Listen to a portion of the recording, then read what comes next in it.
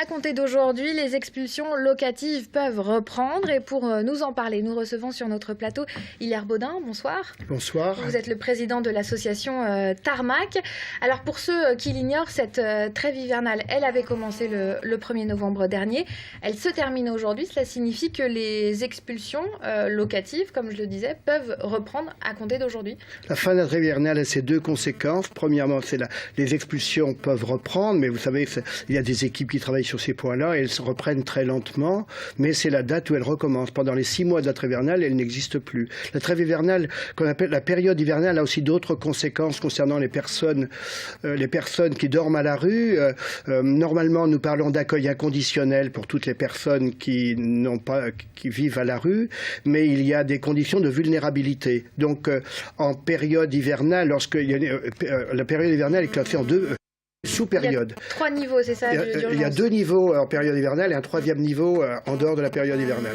Donc les 2 niveaux de la période hivernale, c'est les périodes de grand froid. Dans la période de grand froid, lorsqu'il fait en dessous de 0, obligatoirement, nous devons loger 100% des personnes à la rue. Il y en a une Il y en a une toute petite, c'est une année exceptionnelle, dans quelques jours en janvier.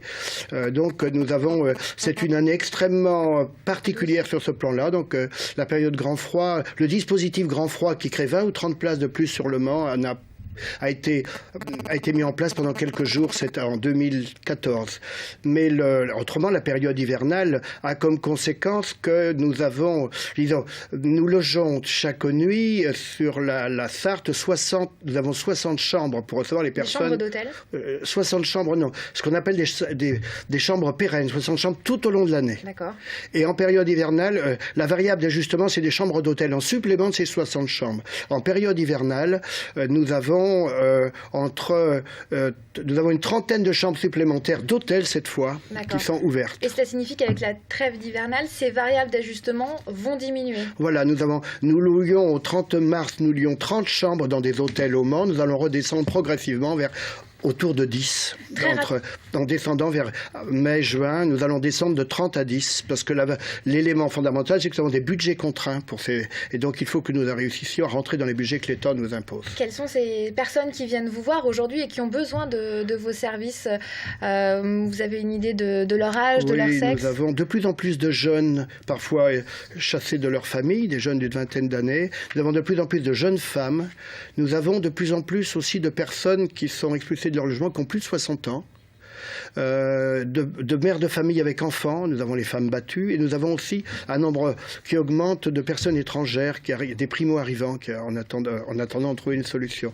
Donc c'est les tendances qui se développent. Autrement, vous avez le SDF classique que tout le monde connaît, mais il y a une augmentation de la précarité dans la jeunesse qu'on retrouve, qui appelle le 115. Nous gérons le 115 et le SIAO, et donc c'est le 115 qui définit, qui est en permanence, c'est une veille sociale qui gère en permanence les places disponibles. Merci Hilaire Baudin, le temps file. Je rappelle que vous êtes le président de l'association Tarmac. Merci pour ces précisions. Voilà. 1er avril.